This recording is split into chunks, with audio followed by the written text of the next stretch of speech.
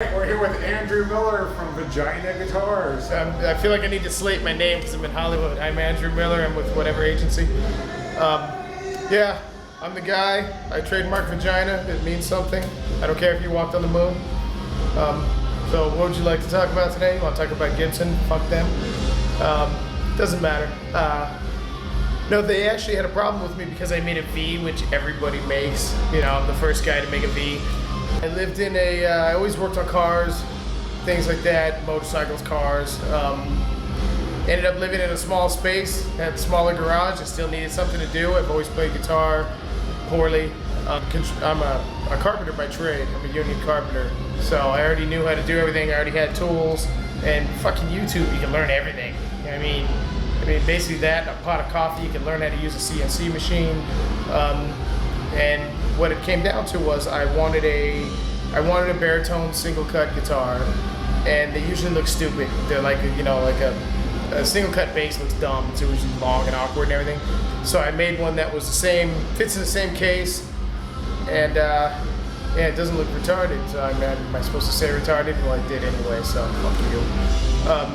But the bottom line is, I told my buddy, hey, you know what, I made this guitar and I'm just gonna write fucking Vagina on it, and I can say it's better than everything. If you don't like it, tell all your friends.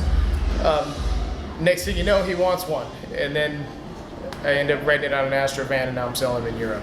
So, yeah, it's kind of weird how that works. If you write Vagina on an Astrovan, people notice, especially if you put dubs on it. I had to park down the street last time because they threatened to tow me. The second year, they actually had hotel there, I guess because the hotel's all off contracts with NAM, so they threatened the hotel or something. There was a guy out there putting sheets over my van, but I'm hanging out in my rental car just taking pictures, watching it because it's funny, you know, trying to censor it as if it's a bad word. But no, their whole thing was that I was suitcasing, supposedly. I was actually there to network. I was a new company. Every time I tried to buy parts wholesale and everything, people wouldn't believe me when I'm like, yeah, I'm from Vagina Guitars. They're like, yeah, whatever, you know, we're not, you're some dude in your basement trying to buy pickups for cheap. So, yeah, I ended up going there to network and do what I was supposed to do. My wife happens to have big tits. She had a fucking Vagina shirt on, so they thought I hired a model. Yeah, they thought I was trying to sell in the show, but at that time I had 3 prototypes. I really didn't have anything to sell. But the whole following year, NAM actually tried to sell me a booth, and when I went to get my passes for the next show, I didn't even know that some other department at NAM canceled my membership anyway. So yeah, I gotta go through other ways. I was like with some barber shop or something on my fucking pass last time. I fell down the street, I looked at the map and I saw which had a parking space, you know, on the street. But it was good because I was right by Disney, so the families had to see it on the way. You know, I kind of try to multitask, you know, or whatever the hell. You know, I'm an 80s kid. I grew up in the Bay Area, listened to this, you know, Metallica, Slayer, and all that. I basically make guitars like people buy drugs. I make one for me and I sell the rest. I'll make 12 of them, you know, and I sell the rest of the bag, basically. That's why they're limited. I make black and white guitars pretty much because I don't want a bunch of fucking green and orange guitars I can't sell. I don't need them sitting in my garage forever. And not only that, I'm branding. You know, I want people to know it's mine. And it works because I've had people at like festivals and stuff take pictures and say, hey, that's yours, isn't it? Like, I can tell that's your guitar. Because I'm new, you gotta do that, otherwise you can't tell. If I'm making some fucking Strat copies, everybody has them. You know, you don't know whose it is. You never know any of that. My basic plan is to make Vagina as big as possible. And the motto is fuck you. If you don't like it, whatever. Because it's actually, I do it because I enjoy it. Vagina is my passion. I'm gonna be judged harshly because of the name I chose, which is weird anyway, because it's not a bad word, but people treat it like it is. So yeah, I make sure I got everything top notch, because otherwise they're gonna rip me to shreds. There's Bare Knuckles. Those guys are nice guys, they're great. It does take a little bit of time because they're from Europe. But aside from that, I do mess with Duncan's. Other companies, some of them, they want too much. Like, just to even get started with them, they want like a $2,000 buy-in. It's like, dude, I'm not even going to use that much of your shit. You know? So I just deal with whatever. Sometimes if somebody has a request, I'll just buy it fucking retail if it's just one-off. I don't care. So if you want a tone knob, it's an extra like $400 because I don't want that shit on my guitar. Nobody uses it anyway. The reason it can be fun, see, okay, this is one thing that gets me. People will comment and say, oh, Vagina, that's stupid. It's fucking supposed to be stupid. Why the fuck can't something be stupid?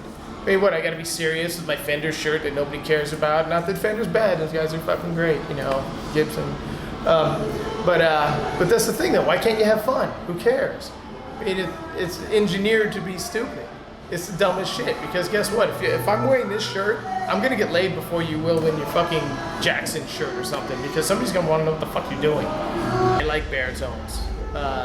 So I have different scale models, like even my single cut, I have 3 different versions. My whole thing though is I want it still to fit in the same size case. So still, you know, it's not bulky, compact. You might have 28-inch scale, it still fits in the same size case as, you know, leading brands. Well, they got the single cut, I got a V. The single cut's the Dixon, you know, D-I-X-O-N, Dixon Vagina.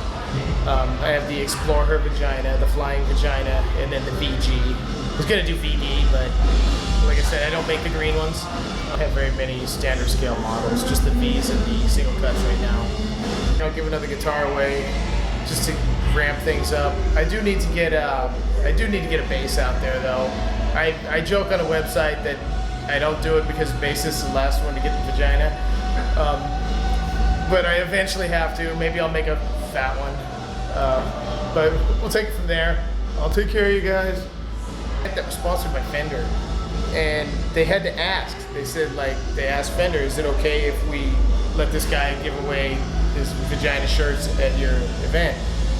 I got a message back from somebody else who was working the show, and they said, well, it's okay if you do it, but they have a special request. They want 2 extra large shirts, 2 extra large, and 2 3XL shirts.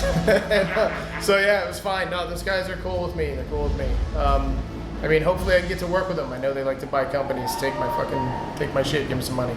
Oh, Gibson, yeah, their whole thing, they're just barking because everybody makes their stuff. But their whole thing is, I guess they try to scare everybody. I did ask around because I do have people at companies that, oddly enough, answer the phone when the guy from Vagina calls, and I'm like, hey, these fuckers sent me a cease and desist. What should I do? One company, they told me, hey, they play hardball. There's somebody who is right around the corner from my shop, which I will drop a name. It was Grover, you know, OG Grover Jackson. He told me, you know, don't worry about them, fuck them, because they're not gonna do nothing.